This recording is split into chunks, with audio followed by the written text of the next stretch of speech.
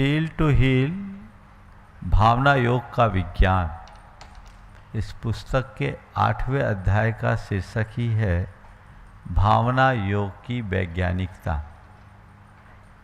अगर उसे आप शब्दशः पढ़ ले तो सब बातें हृदयंगम होगी, पर डॉक्टर साहब को मैंने इसलिए यहाँ उपस्थित किया कि कुछ जो टेक्निकल टर्म्स हैं वो उस फील्ड के व्यक्ति के मुख से ही सुनने में ज़्यादा आनंद आएगा। हमने इस विषय पर गहन शोध किया, अध्ययन किया, विभिन्न स्रोतों से जहाँ हमें जो जानकारी हासिल हुई उन सब को अपनी भाषा में इस पुस्तक में निबद्ध किया। जो विज्ञान के विद्यार्थी हैं या जिनकी विज्ञान पर ज़्यादा आस्था या भरोसा है, वे फील टू हील भावना योग का विज्ञान के 8वें अध्याय को पढ़े और वैज्ञानिक परिशिष्ट में इसके 5 अध्याय हैं, जिसमें प्रार्थना, प्रतिक्रमण, प्रत्याख्यान, सामायिक और ऊर्जा प्रवाह, इन 5 का सांगोपांग ससंदर्भ विश्लेषण है। आप वहाँ उसका अवलोकन करके अपनी धारणा को और अधिक पुष्ट और समृद्ध बना सकते हैं, अपनी आस्था को बल दे सकते हैं। बंधुओं, भावना योग एक ऐसी साधना है जो हमारे तन, मन और चेतन तीनों को पवित्र बना देती है, जो हमें शारीरिक, मानसिक और चैतसिक स्तर पर परिष्कृत करती है, स्वस्थ बनाती है और हमारे जीवन को निर्मल बनाने का रास्ता देती है। ये पूरी प्रक्रिया है और भावना योग के विज्ञान की चर्चा आप सबसे की गई और आगे भी की जाएगी। लेकिन आज मैं भावना योग, कल तक बहुत सारी बातें आप सबके बीच आई थी, आज मैं इस पुस्तक के मुख्य रूप से 7वें अध्याय की बात करूंगा और उसकी भूमिका में थोड़ी सी चर्चा 6वें अध्याय की करूंगा। इतना सरल है और भाषा में आप सबको प्रवाह दिख रहा है, आपको शायद अलग से बताने की ज़रूरत नहीं है, लेकिन कुछ चीज़ें हैं जो आज कुछ स्लाइड्स के माध्यम से आप सबके बीच बताया जाएगा। जब भी हम भावना योग की बात करते हैं तो लोग ऐसा न समझ लें कि भावना योग कोई जादू की छड़ी है जो घुमाओ सब काम हो गया, कुछ करो महाराज भावना योग करते हैं। भावना योग कोई क्रिया नहीं और कोई चमत्कार नहीं, भावना योग एक साधना और प्रयोग है। जो इसे साधता है उसे सिद्धि मिलती है, जो इसका प्रयोग करता है उसकी शुद्धि होती है। साधो, प्रयोग करो, अपनाओ, आत्मसात करो, तभी आप इसका वांछित फल प्राप्त कर सकेंगे। सवाल है भावना योग कैसे काम करता है?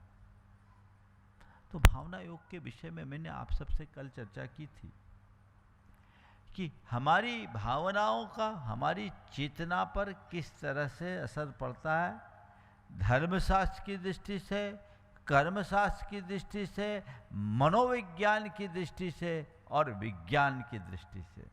संक्षेप में मैं इनकी चर्चा करूंगा, फिर स्लाइड्स पर आऊंगा।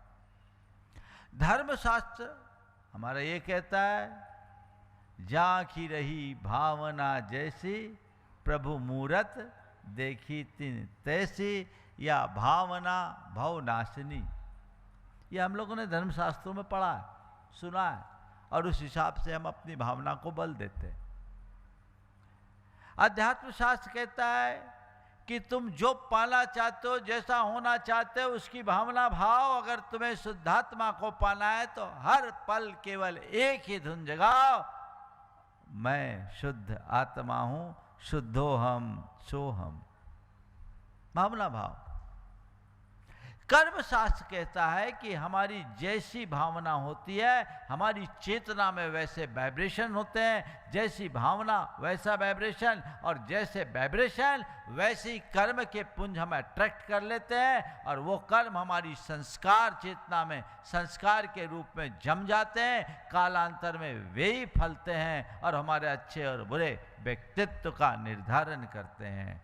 जैसी भावना वैसे विचार, वैसी वाणी वैसा व्यवहार, और जैसे विचार वाणी और व्यवहार वैसी प्रवृत्ति, जैसी प्रवृत्ति वैसे कर्म का बंध, जैसे कर्म का बंध वैसा भाग्य, और जैसा भाग वैसा भावी। ये भावना योग का कर्म सिद्धांत मूलक विश्लेषण है। मनोविज्ञान कहता है हम अपने चेतन मन से जैसा देखते, सुनते, समझते, महसूस करते हैं, वे सारे संस्कार हमारे अवचेतन मन में पड़ जाते हैं, और कालांतर में अवचेतन मन उन्हीं संस्कारों को उद्घाटित करता है और वह हमारे व्यक्तित्व में आता है, हमारा जीवन वैसा हो जाता है। तो हम जैसा सोचते, देखते, विचार करते हैं, महसूस करते हैं, वह सब हमारे जीवन में घटता है। हमारे भाव और विचारों का संबंध हमारी चित्त वृत्ति से है।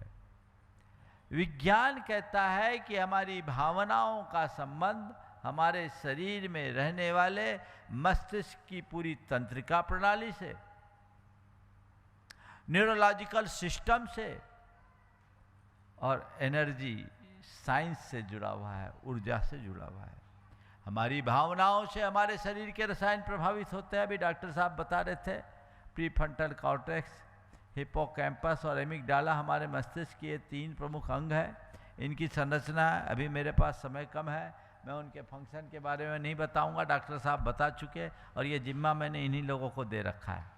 हालांकि पुस्तक में सब बातें वर्णित है, पर ये सब चीज़ें हमारे जैसे भाव होते हैं, हमारे शरीर में वैसे रसायन होते हैं। हम उदाहरण के लिए गुड हार्मोन और बैड हार्मोन के नाम से मैं 2 हार्मोन की चर्चा करूंगा, बाकी डिटेल नहीं बताऊंगा, क्योंकि मैं साइंस की क्लास नहीं ले रहा हूं, मैं मस्तिष्क विज्ञान नहीं पढ़ा रहा हूं, मैं तंत्रिका विज्ञान आपको नहीं पढ़ा रहा हूं, मैं तो आपको भावना योग का पाठ पढ़ा रहा हूं। लेकिन इतनी बात मैं आप सबसे कहना चाहूँगा कि हमारी भावनाओं से संबंध होता है। अभी आप नाम भूल जाओगे, कॉर्टिसोल क्या होता है, डोपामाइन क्या होता है, एंड्रोलाइन क्या होता है, पता नहीं, ये सब चीजें आपको याद नहीं रहेगी, पर गुड और बैड तुरंत याद रहेगा। तो हमारे अंदर हम गुड और बैड हार्मोन बोल देते हैं। हमारी भावनाओं से हमारे शरीर के अंतःस्रावी ग्रंथियों में परिवर्तन आता है। अंतःस्रावी ग्रंथियां परिवर्तित होती तो शरीर का रसायन बदल जाता है, जैसा भी आपको बताया गया। शरीर के रसायन के परिवर्तन से हमारे अंदर के कर्मों में परिवर्तन आ जाता है, हमारी प्रवृत्ति में परिवर्तन आता है, हमारे व्यवहार में परिवर्तन आता है।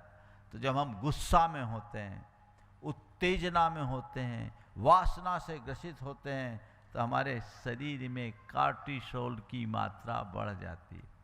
और जब हम प्रेम, आत्मीयता, आह्लाद, आनंद में भरे रहते हैं, तो हमारे अंदर डोपामाइन की मात्रा बढ़ती है और भी इस तरीके के गुड हार्मोन बढ़ जाते हैं। तो हमारी भावना से मस्तिष्क की संरचना में अपना बहुत बड़ा बदलाव आता है। प्रीफ्रंटल कॉर्टेक्स इसमें सबसे बड़ी भूमिका निभाता है, और वो जो परिवर्तन आता है वो हमारे जीवन में परिलक्षित होता है। इसलिए भावना से पूरा माइंडसेट जुड़ा हुआ है।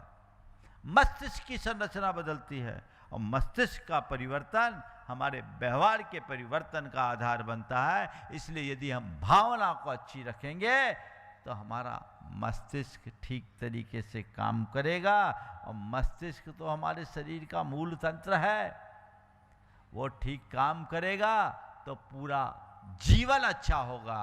इसलिए मैं कह सकता हूं कि भावना योग एक ऐसा अभिनव प्रयोग है। शास्त्र, कर्म शास्त्र, मनोविज्ञान और शरीर विज्ञान सब दृष्टि से सही दिखता है और हमारे जीवन को रूपांतरित करता है। ये उस तरीके से काम करेगा, लेकिन कब?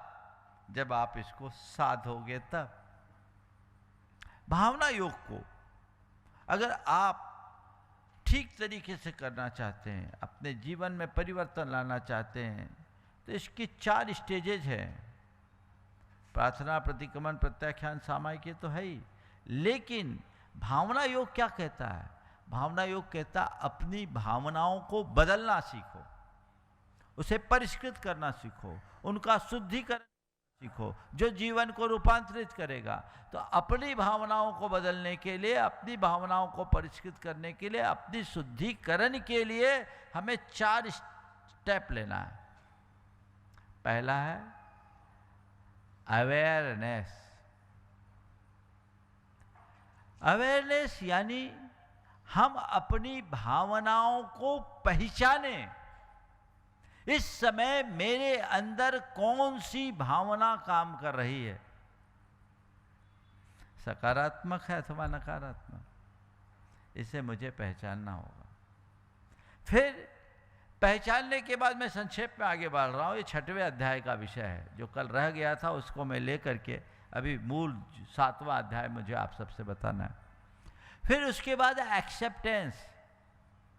आप अपनी भावनाओं को स्वीकारो कि हाँ, मेरे अंदर अभी क्रोध की आग लग गई है, मेरे भीतर में ईर्ष्या का धुआं उठ रहा है, या अभी मैं प्रेम से भरा हूं, मेरे अंदर में मैत्री की भावना है, मेरे अंदर सहजता और सरलता का भाव दिख रहा है, यानी इसको स्वीकार करो। मनोविज्ञान ये कहता है जिसको हम पहचान नहीं सकते उसको बदल नहीं सकते। पहले पहचानो है क्या, तब आप उसको बदलोगे, परिवर्तित कर पाओगे। और दूसरी बात, स्वीकार करते ही हर विकार की शक्ति आधी हो जाती है। हम लोगों के साथ अक्सर ये होता है कि हम लोग अपनी गलतियों और त्रुटियों को प्रायः स्वीकार नहीं करते, और जब स्वीकार नहीं करते तो वो हमारे अवचेतन मन में जाकर और गहरा हो जाता है। स्वीकार करते हैं तो हमारे चेतन मन के प्रकाश में आकर बाहर निकल जाता है, निर्मल बन जाता है। तो अपनी कोई भी कमजोरी हो तो उसको स्वीकार करो, एक्सेप्टेंस। फिर है ट्रांसफॉर्मेशन। अब उसे बदलो, परिवर्तित करो। ये मेरी गलती है, मुझे इसे बदलना है, अंतर मन के पश्चाताप पूर्ण भावों से। तब बदलाव होता है, व्यापक बदलाव। और फिर संस्कार, चौथा स्टेप। उसे दृढ़ करो, बार बार बार बार बार बार, जैसे एक ही जगह से बार बार रस्सी आती है तो उसमें निशान पड़ जाते हैं, ऐसे ही बार बार बार बार बार बार हम एक ही बात को दोहराते रहते हैं, दोहराते रहते हैं, दोहराते रहते हैं। तो मेडिकल के, साइंस की भाषा में कहते हैं, हमारे मस्तिष्क में एक न्यूरल पाथवे बन जाता है। मनोविज्ञान के हिसाब से हमारे अवचेतन मन में उनका प्रभाव जम जाता है। और धर्मशास्त्र की दृष्टि से वैसे हमारे अपने संस्कार बन जाते हैं, पुराने संस्कार मिटते जाते हैं, नए संस्कार जमते जाते हैं, जीवन परिष्कृत और संस्कारित हो जाता है। ये भावना योग का मूल तंत्र है। आपको इतनी व्याख्या विवेचना करने की जरूरत नहीं जब हम भावना योग के चारों चरणों की बात करते हैं। प्रार्थना, प्रतिक्रमण, प्रत्याख्यान और सामायिक अब शुरू करते हैं। है व्यवस्था? ये देखिए, ये भावना योग के मूल 4 चरण हैं। ये हमारी मूलभूत साधना का प्रमुख अंग है। ये हम मुनियों के जीवन के नियंत्रण का आधार है। जब मैंने भावना योग के बारे में विचार किया तो मुझे लगा कि केवल इन 4 को हमने अच्छे ढंग से समझ लिया, पूरा जीवन बदल सकता है। ये हमारे आत्मा के रूपांतरण की गहन प्रक्रिया है जो क्रम से चलती है। हम प्रार्थना से शुरुआत करते हैं, प्रार्थना से प्रतिक्रमण, प्रतिक्रमण से प्रत्याख्यान और सामायिक में आते हुए एकदम अपनी आत्मा में केंद्रित हो जाते हैं। एक यात्रा है बाहर से भीतर की ओर, जगत के कोलाहल से मन की ओर, बंधन से मुक्ति की ओर, आत्मा से परमात्मा की ओर, नकारात्मकता से सकारात्मकता की ओर यात्रा है। उस यात्रा पर हम चलेंगे। सबसे पहला चरण है प्रार्थना। प्रार्थना की बात जब कभी भी हमारे सामने आती है तो प्रार्थना क्या है? प्रायः हम किसी दिव्य शक्ति के चरणों में जाकर कुछ कामना और याचना करते हैं और इसे प्रार्थना मानते हैं। प्रार्थना ऐसा कुछ नहीं। प्रायः हम कुछ शब्दों को उच्चारण करते हैं, उसे दोहरा देते हैं, यह भी प्रार्थना नहीं है। प्रार्थना केवल शब्दों का उच्चारण नहीं अथवा किसी बाह्य शक्ति के सामने जाकर कुछ याचना करने का नाम नहीं है। प्रार्थना अंदर के भावों की एक ऐसी अभिव्यक्ति है जो हमारे चित्त की बिखरी हुई वृत्तियों को समेटकर मन की दिशा को संसार के आकर्षणों से मुक्त करके आत्मा के केंद्र की ओर ले जाता है। हम आत्मा के साथ जुड़े, जहां हम खुद अपने ही भीतर अपनी आत्मा से एक प्रार्थना करते हैं, स्वयं को सहज, शांत, स्वस्थ, सकारात्मक बनाने की कामना के रूप में। जब हम प्रार्थना करते हैं तो हम अपने अंदर एक बहुत बड़ा परिवर्तन करते हैं। हम किसी बाहरी शक्ति को बदलने का कोई प्रयास नहीं करते हैं, लेकिन हम स्वयं को, अपने दृष्टिकोण को और अपनी आंतरिक अवस्था को बदलने की प्रक्रिया में प्रवेश करते हैं। जब हम चलते हैं तो वो हम अपनी आत्मा की जो मूल शुद्धि है उसकी ओर बढ़ने की कोशिश करते हैं। अपने आप को शुद्ध और पवित्र बनाने की भावना अंतर मन में जगाते हैं।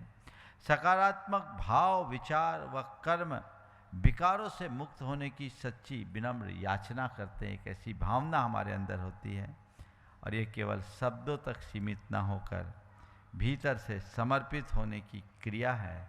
ये आत्मा के अंतरतम की पुकार बन जाती है।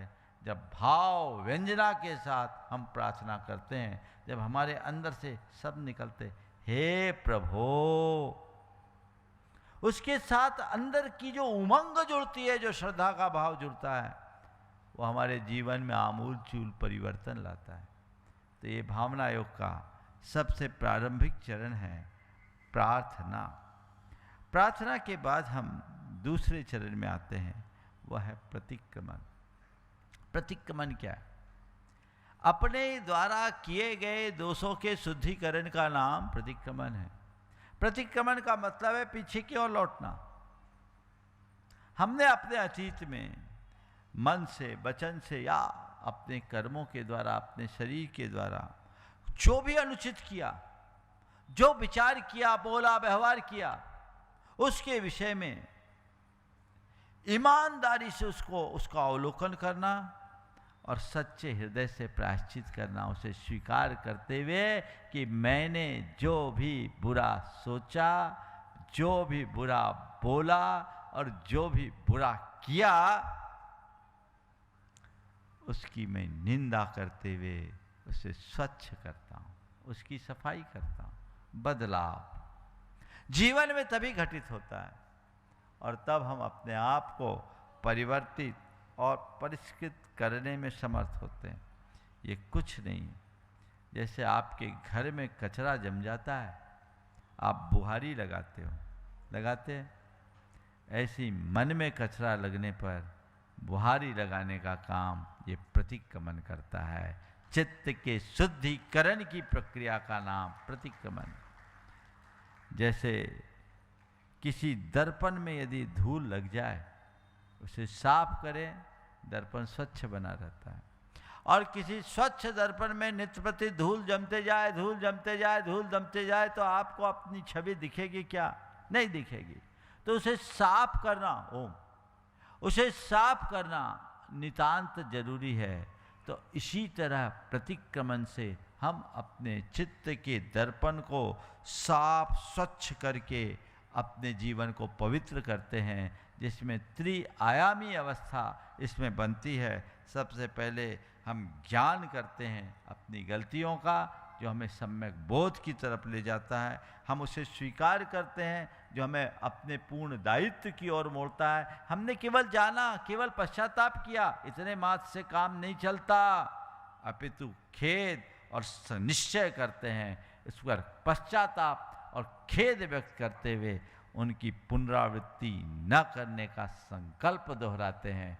तो वो पश्चाताप हमारे जीवन के परिवर्तन का आधार बन जाता है।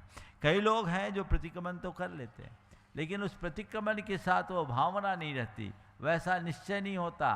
तो बस थोड़ी देर पहले किसी चीज़ के लिए माफ़ी मांगी, दोबारा वही कर लिया। जिस चीज़ के लिए कहा वही कार्य दोहराते गए। वो कहानी आती है ना कि शिष्य ने सीख लिया कि प्रतिक्रमण करने से पाप खत्म हो जाता है। वो कुम्हार का घड़ा फोड़ना शुरू कर दिया और तस्मिच्छामि दुक्कड़म कहना शुरू कर दिया। तो कुम्हार ने भी उसका सिर फोड़ दिया, कहा तस्मिच्छामि दुक्कड़म। ऐसा प्रतिक्रमण नहीं।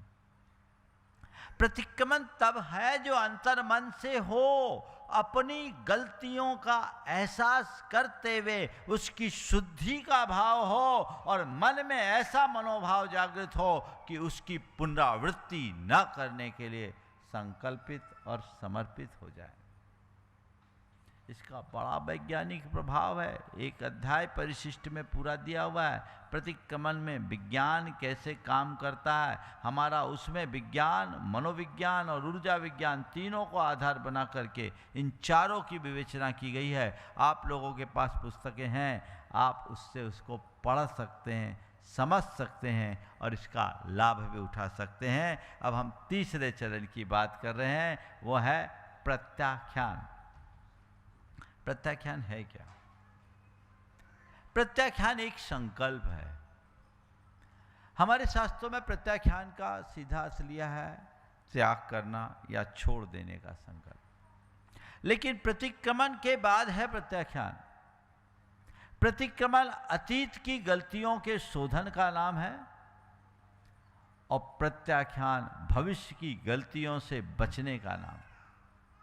अगर मैं शुद्ध शब्दों में प्रत्याख्यान की व्याख्या करूं तो प्रत्याख्यान का अर्थ होता है भावी जीवन को उज्जवल बनाने का संकल्प। मनुष्य जब अपने मन में नित्य प्रति कोई संकल्प करता है तो उन संकल्पों से उसके जीवन में बड़ा परिवर्तन घटित हो सकता है। वो जागरूकता आती है, उसके अवचेतन मन में वो जब संकल्प गहरा जाता है तो अवचेतन मन ही उसे नियंत्रित करता है और वह अपनी दुष्प्रवृत्तियों से बच सकता है। हम कोई भी बुरी प्रवृत्ति, कोई भी बुरी आदत, कोई भी बुरी भावना या किसी भी बुरे क्रिया से अपने आप को अलग करना चाहते हैं तो उसके लिए हमें संकल्पित होना जरूरी है। इसी संकल्प का नाम प्रत्याख्यान है, जो एक ऐसी शक्तिशाली प्रतिज्ञा है जो हमें सकारात्मक बनाती है। आत्मा को एक शक्तिशाली सकारात्मक और प्रेरक प्रक्रिया का नाम है प्रत्याख्यान, जो हमें उस तरीके से प्रेरित करती है। इसलिए हमें ये बात सदैव ध्यान रखना, कहते हैं सर्व संकल्प वसाद भौतिर लघुर भौतिर व महान। कोई लघु बनता है या महान, सब संकल्प के वश से बनता है। संकल्प रूपांतरण का बीज है। जैसा संकल्प वैसा जीवन। और यदि अपने जीवन को अच्छा बनाना चाहते हैं तो हमें संकल्प चाहिए। बिना ठोस संकल्प के क्षणिक पश्चाताप केवल सतही होकर के रह जाता है। इधर संकल्प लिया, इधर शिथिल हो गए। सतही संकल्प कभी काम नहीं करता। प्रत्याख्यान मन, वचन और काया तीनों ही स्तर पर एक नई सकारात्मक दिशा का निर्माण करता है। और जब उस दिशा में व्यक्ति जुड़ जाता है तो उसका भविष्य अपने आप दृढ़ हो जाता है। और बंधुओं, जब तक हम अपने भविष्य के लिए ऐसा दृढ़ संकल्प नहीं लेते तब तक साधना की वास्तविक शुरुआत भी नहीं होती। इसलिए प्रार्थना, प्रार्थना के बाद प्रतिक्रमण और प्रतिक्रमण के उपरांत है प्रत्याख्यान, जो भावना योग के क्रमिक चरणों में तीसरा चरण है, और चौथा चरण है सामायिक। सामायिक हमारी साधना का सबसे श्रेष्ठ रूप, ये हमारे जीवन के रूपांतरण का मूल आधार है।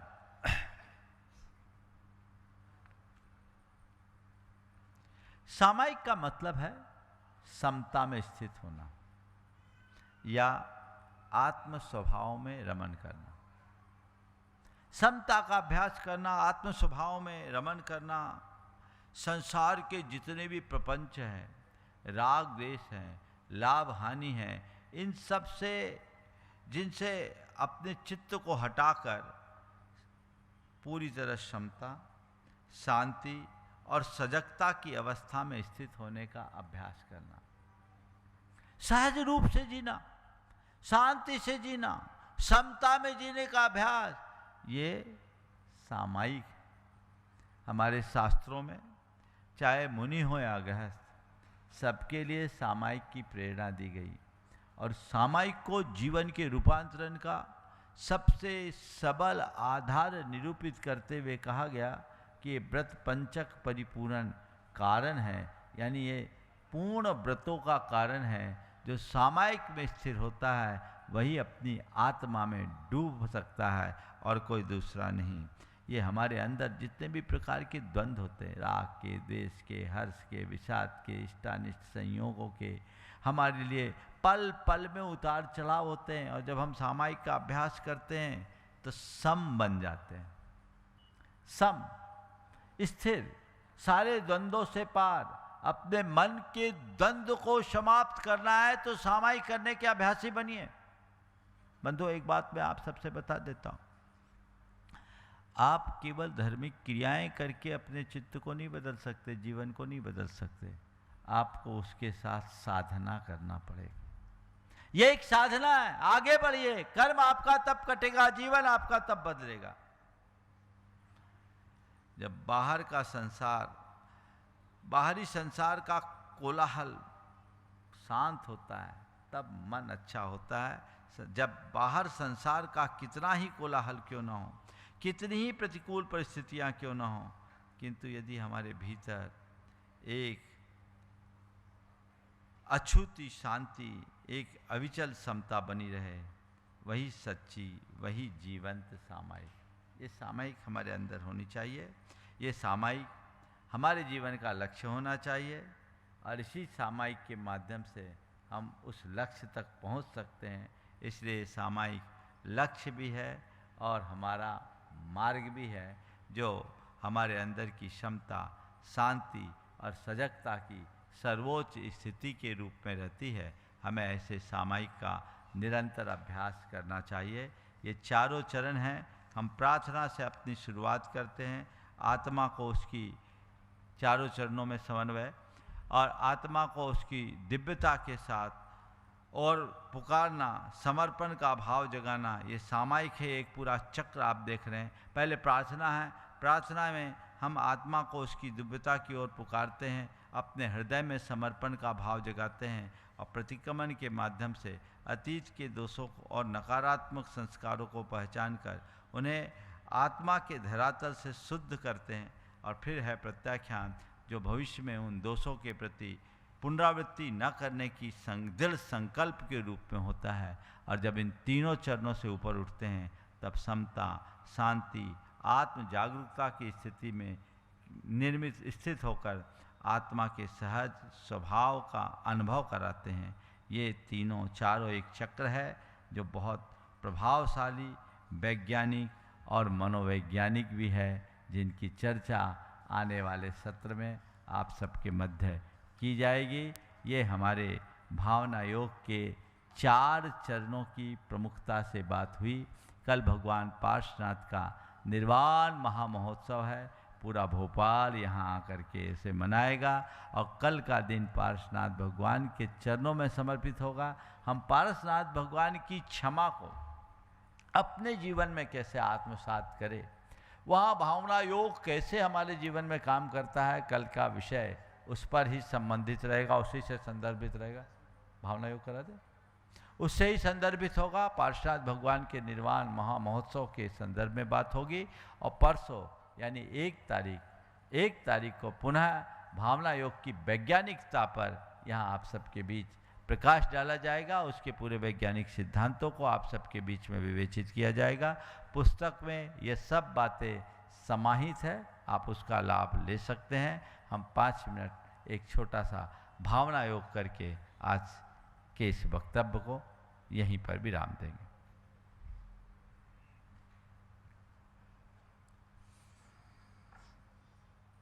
गहरी सांस ले और छोड़े।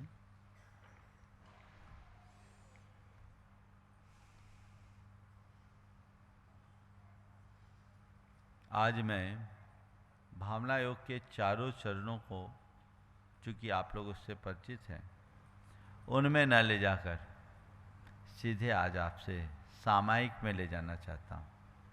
जैसा मैं कहूँ वैसी सामायिक करिए और देखिए आपके आनंद कैसी वृद्धि होती है। आपको केवल एक अभ्यास करना है, प्रयास करना है, अपने मन को खींचना है और इस समय मेरे शब्दों पर ही अपने ध्यान को केंद्रित कीजिए। आपको एक अलग प्रकार की आनंद की अनुभूति होगी। आंखें बंद कर लें, स्थिर आसन में बैठ जाएं, गहरी धीमी धीमी गहरी श्वास लें, धीमे धीमे गहरी सांस छोड़ें। 3 बार धीमी धीमी गहरी सांस और गहरी निश्वास। श्वास आ रही है, श्वास जा रही है। लीजिए, छोड़िए, लीजिए, छोड़िए। सहज सांस मैं देख रहा हूँ, सहज रूप से सांस आ रही है, सांस जा रही है। अपनी आती जाती सांसों को बस देखिए, देखिए। श्वास आ रही है, श्वास जा रही है।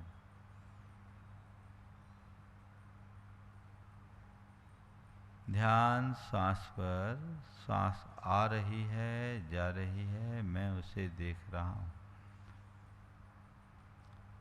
मन में आने वाले विचारों पर बिल्कुल ध्यान न दें, उन्हें आने जाने दें। बादल की दल की तरह आएंगे जाएंगे, मैं केवल उनका दृष्टा हूँ।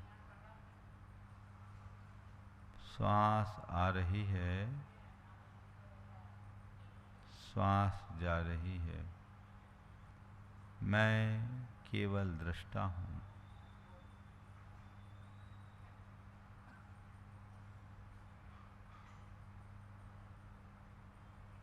श्वास की यह क्रिया शरीर में है,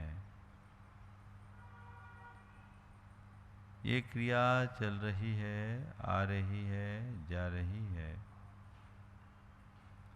मैं उसका दृष्टा हूँ। मैं देह नहीं आत्मा हूँ, मैं शरीर नहीं आत्मा हूँ, मैं शरीर नहीं आत्मा हूँ, मैं शुद्ध आत्मा हूँ, मैं शुद्ध आत्मा हूँ, मैं शुद्ध आत्मा हूँ, मैं शुद्ध आत्मा हूँ। शुद्धोहम।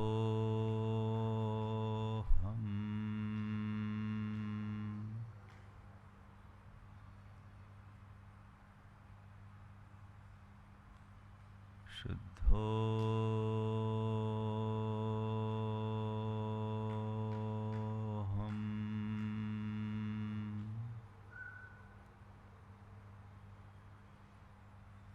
मैं शुद्ध आत्मा हूँ।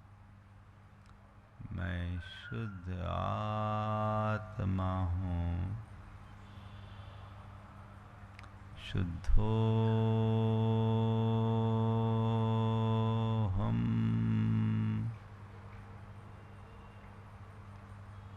शुद्धोऽहम्।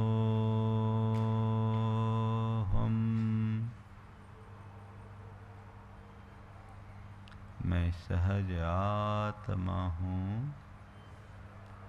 मैं सहज आत्मा हूँ। सहजोऽहम्।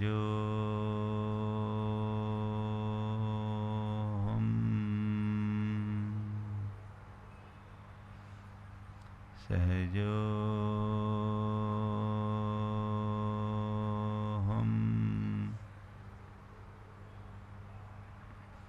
सहजोऽहम्।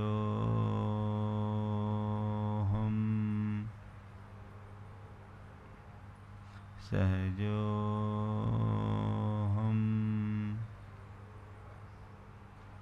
शान्तोऽहम्।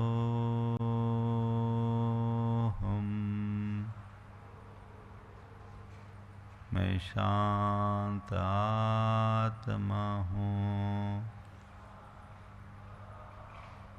मैं शांत आत्मा हूँ। शान्तोऽहम्।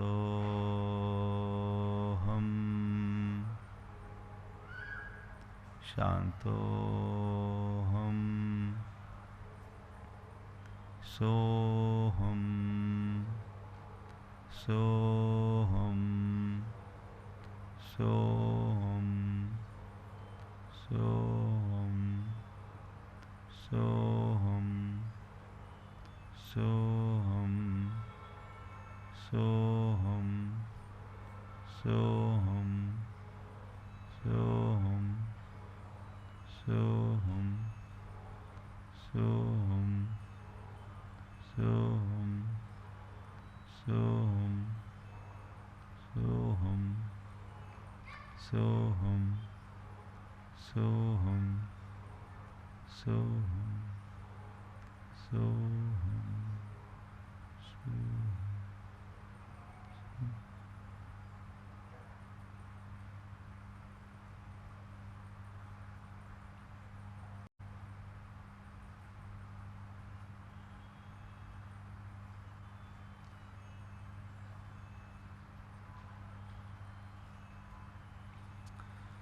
दोनों हाथों का दर्शन करें। ओ मंगल मंगल होए जगत में सब मंगलमय हो। मंगल मंगल होए जगत में सब मंगलमय हो। इस धरती के हर प्राणी का मन मंगलमय हो। इस धरती के हर प्राणी का मन मंगलमय हो। घर घर में मंगल छा जावे, जन जन मंगल हो। घर घर में मंगल छा जाए, जन जन मंगल हो। मंगलमय हो प्रात हमारा, रात सुमंगल हो। मंगलमय हो प्रात हमारा, रात सुमंगल हो। जीवन के हर क्षण हर पल की बात सुमंगल हो। जीवन के हर पल हर क्षण की बात सुमंगल हो। घर घर में मंगल छा जावे, जन जन मंगल हो। घर घर में मंगल छा जावे, जन जन मंगल हो। इस धरती का कन कन पावन हो, मंगलमय हो। इस धरती का कण कण पावन हो, मंगलमय हो। मंगल मंगल होए जगत में सब मंगलमय हो। मंगल मंगल होए जगत में सब मंगल। इस धरती के हर प्राणी का मन मंगलमय हो। इस धरती के हर प्राणी का मन मंडल में